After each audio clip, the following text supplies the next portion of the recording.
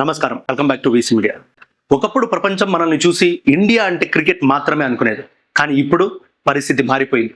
Boxing, weight lifting, athletics, judo, swimming, ఏ ఆట చూసినా మన త్రివర్ణ పతాకం ఎగురుతుంది. ప్రస్తుతం జరుగుతున్న కామన్వెల్త్ 2026లో భారత క్రీడాకారులు అద్భుత ప్రదర్శనతో ప్రపంచాన్ని ఆకట్టుకుంటున్నారు.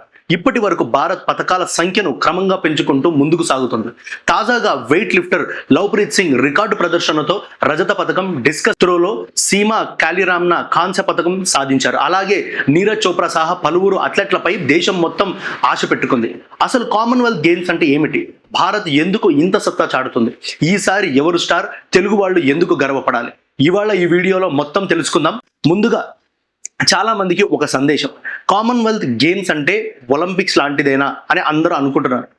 అవును, కానీ ఇందులో కామన్వెల్త్ దేశాలకు చెందిన క్రీడాకారులు మాత్రమే పాల్గొంటారు. ప్రతి 4 సంవత్సరాలకు ఒకసారి ఈ క్రీడలు జరుగుతాయి. ఈసారి స్కాట్లాండ్లోని గ్లాస్గో వేదికగా ప్రపంచ స్థాయి పోటీలు జరుగుతున్నాయి.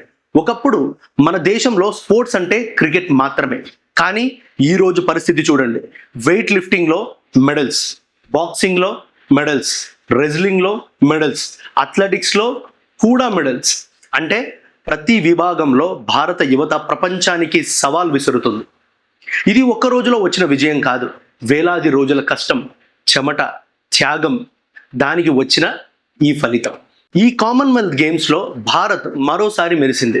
Weight lifting Lovepreet Singh games record స్థాయి ప్రదర్శనతో రజత పథకం సాధించాడు. మరోవైపు డిస్కస్ త్రోలో సీమా కాలిరామ్న అద్భుతంగా పోటీ చేసి కాంస్య పథకాన్ని గెలుచుకుంది.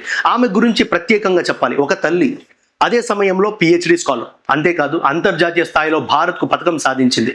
ఇలాంటి కథలు ప్రతి భారతీయుడికి స్ఫూర్తి. Neeraj Chopra Olympics gold medallist, ప్రపంచ ఛాంపియన్, ఇప్పుడు కామన్వెల్త్లో మరోసారి భారత్కు స్వర్ణం అందించాలని సిద్ధమవుతున్నాడు. దేశం మొత్తం ఒక త్రో కోసం ఎదురు చూస్తుంది, ఒక్క గోల్డ్ కోసం. కోట్లాది మంది ప్రార్థిస్తున్నారు. నీరజ్ చోప్రా ఫైనల్ ఈ రోజు రాత్రి జరగనుంది.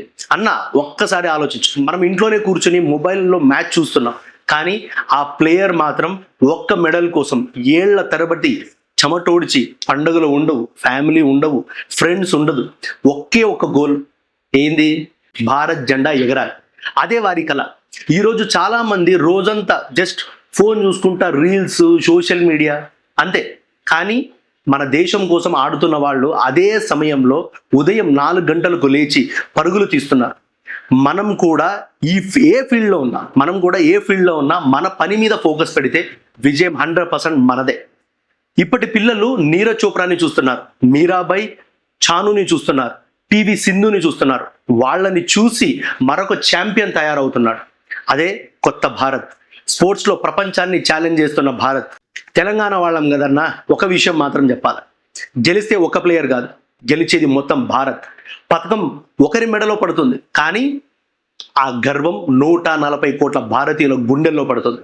ఈ కామన్వెల్త్ గేమ్స్లో పాల్గొంటున్న ప్రతి భారత క్రీడాకారుడికి మనస్ఫూర్తిగా శుభాకాంక్షలు తెలియజేస్తున్నాను. మరిన్ని స్వర్ణాలు, మరిన్ని విజయాలు, మరింత గౌరవం మన దేశానికి రావాలని కోరుకుందాం. ఈ వీడియో మీకు నచ్చినట్లయితే లైక్ చేయండి, షేర్ చేయండి. ఇలాంటి లేటెస్ట్ న్యూస్, స్పోర్ట్స్ అప్డేట్స్, విశ్లేషణ కోసం వీసీ మీడియాని సబ్స్క్రైబ్ చేసుకుని బెల్ ఐకాన్ కూడా క్లిక్ చేయడం మర్చిపోవద్దు.